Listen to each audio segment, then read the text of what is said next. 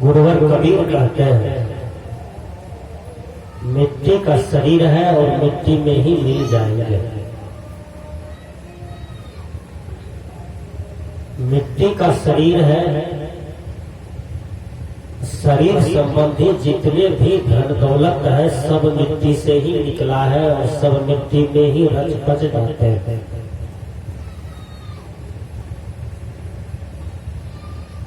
माटी के तन माटी में मिल जाए, केहू केकरो साथ न जाए। किसी के साथ में कुछ भी नहीं जाता है। इस पर बहुत चिंतन करना चाहिए आदमी को। जब आदमी ये सोचेगा कि मुझे सब दिन इसी समाज में रहना है, इसी बाजार में रहना है, हम नहीं मरेंगे, सब मर सकता है, हम जिंदा ही रहेंगे, तब तो अज्ञान में वो कुछ भी कर सकते हैं। प्रकृति का नियम बिल्कुल सत्य है कि यहाँ कोई नहीं रहेगा, सब खाली आया है और खाली ही चले जाते हैं। विशेषता है मानवीय गुणों का। मनुष्य शरीर पाए और मानवीय गुण नहीं है। मनुष्य शरीर पाए और शरीर को ही सजाने में रह गए। एक लड़का को हम देखे, आजकल पता नहीं क्या क्या कटिंग केस पर लोग करता है, बाल पर करता है, कनपट्टी भी छांट देता है, दोनों कनपट्टी छांट देता है और बीच में केस रखता है। बिल्कुल लगता है कि घोड़ा के पीठ पर जैसा केस होता है ना, उसी ढंग का केस इस मनुष्य ने तैयार कर लिया है। बिल्कुल घोड़ा वाला केस।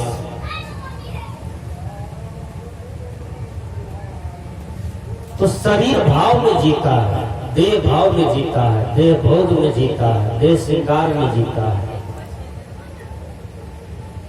शरीर को सजाने से कोई सुंदर नहीं होता। शरीर मिला है कल्याण करने के लिए। कल्याण कीजिए। कबीर साहब ने कहा बंदे कर ले आपने मेरा। गुरुवर कबीर कहते हैं बंदे, बंदे मतलब भाई। बंदे शब्द का प्रचलन ज्यादा हरियाणा और पंजाब में है। वहां जब जाइएगा तो आपको बंदा कहेगा। उस समय कबीर साहब का भ्रमण हरियाणा पंजाब में होगा।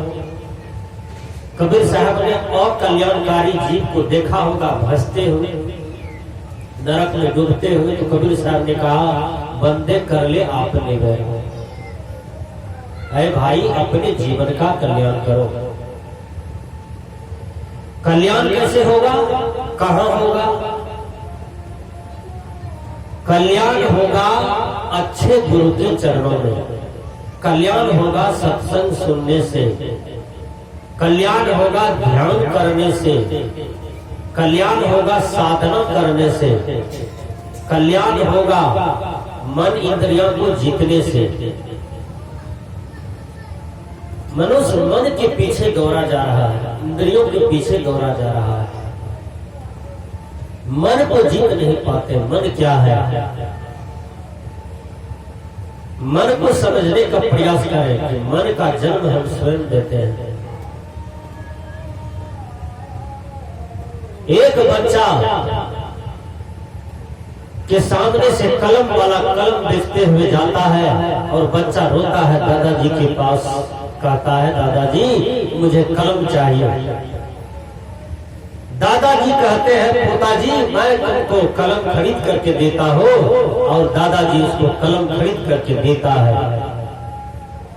बच्चा कलम के साथ खेलता है। कलम से खेलते खेलते उसका मन उब जाता है और उसी रास्ते से फिर एक हाथी वाला जा रहा था। बच्चा फिर रोता है और कहता है दादाजी मुझे हाथी चाहिए, मुझे हाथी चाहिए। दादा बहुत पैसा वाला था और दादाजी कहते हैं पोता जी हम तुमको हाथी भी खरीद देते हैं, लो खेलो। बच्चा हाथी के साथ खेलने लगता है। खेलते खेलते खेलते बच्चा जब हाथी से भी उब जाता है तो फिर बच्चा रोता है। दादाजी दौड़ करके आते हैं, कहा पोता जी क्या हुआ? कहा दादाजी इस कलम की खोपिया में हाथी को घुसा दीजिए, इस कलम की खोपिया में हाथी को घुसा दीजिए। कलम की खोपिया में हाथी घुसेगा? यही काम ये संसार के लोग करते हैं कि देहवादी बन गए हैं, भोगवादी बन गए हैं। शरीर केवल भोग भोगने के लिए नहीं मिला, शरीर से योग साधन करने के लिए भी मिला।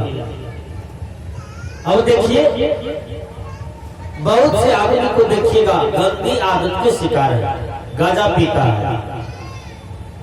जब गांजा पीता है तब वो चाहे कि हमारा फेफड़ा नहीं जले, मेरा फेफड़ा खराब नहीं होवे, हनुमान जी हमको माफ कर देना। इसमें हनुमान जी का क्या दोष है? जो गांजा पिएगा उसका फेफड़ा जलेगा, फेफड़ा में दाग होगा, फेफड़ा में घाव होगा, फेफड़ा में बीमारी होगा, क्योंकि गांजा तो अपना परिणाम छोड़ेगा नहीं। कोई आदमी 1 किलो थाइमेट पी ले और थाइमेट को कहे कि थाइमेट भगवान हम आपको पिए हैं, आप हमारे शरीर में जहर मत फैलाइएगा, ऐसा होगा? नहीं हो सकता। थाइमेट अपना प्रभाव डालेगा। उसी प्रकार गुरुवर कबीर कहते हैं कि ये सत्संग का प्रभाव पड़ता है। सत्संग में बैठिए, सुनिए, समझिए, विचार करके अपने जीवन में धारण कीजिए तो सत्संग सुनने से बहुत फायदा होता है। विचार कीजिए, सत्संग कोई ऐरू गैरू चीज नहीं है, सत्संग कोई हल्का पद नहीं है, हल्का चीज नहीं है, हल्का स्थल नहीं है, सत्संग कोई मजाक नहीं है। इसी सत्संग में बड़े बड़े कुकर्मी का सुधार हो जाता है, इसी सत्संग में बड़े बड़े दुखिया का दुख हल हो गया, इसी सत्संग सुन करके मां मीरा तर जाती है, यही सत्संग सुन करके भगवान बुद्ध सुधर जाते हैं, कबीर बाबा सुधर जाते हैं, मेही बाबा सुधर जाते हैं, रामानंद स्वामी का जीवन सुधार हो जाता है। यही सत्संग में बड़े बड़े ऋषि मुनियों का जीवन सुधर जाता है और उसका जीवन पूजनीय हो जाता है। यह सुधार का स्थल है। इस दरवाजे पर यदि किसी लड़की को नचाया जाए तो मैं कहता हूँ समुच्चा परमानंदपुर के लोग यहाँ पर उलट जाएंगे और भीड़ पर भीड़ होगी और सभी काम धंधे को त्याग देंगे। लेकिन जब सत्संग होता है तो लोग अगल बगल से आते हैं, जाते हैं, किसी का कुछ भी ध्यान नहीं है। ध्यान है एक धन कमाना, बाल बच्चे को कैसे 7 मंजिल तैयार कर दे, कैसे करोड़ों अरबों में तैयार कर दे। दिन रात हाय काम, हाय काम, हाय काम, हाय संपत्ति, बस यही 99 जोड़ने की फिक्र में एक दिन वह जीव संसार से अचानक मर जाता है और कुछ भी साथ नहीं जाता है।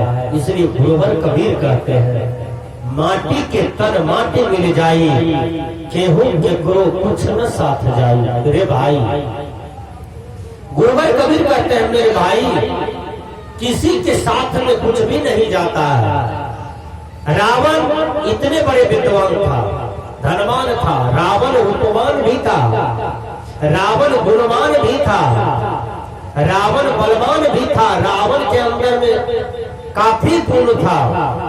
लेकिन रावण जब दुनिया से जाने लगे दोनों हाथ खाली था, नकमुन्नी भर भी सोना रावण के साथ में नहीं गया। जिन्होंने सोना का लंका बनाया, सोना का थाली, सोना का डगरा, सोना का सोप, सोना का दीवार, सोना का घर, सब कुछ सोना का ही था। और जब मरने लगा रावण, उसके साथ में नकबंदी भर भी सोना नहीं गया।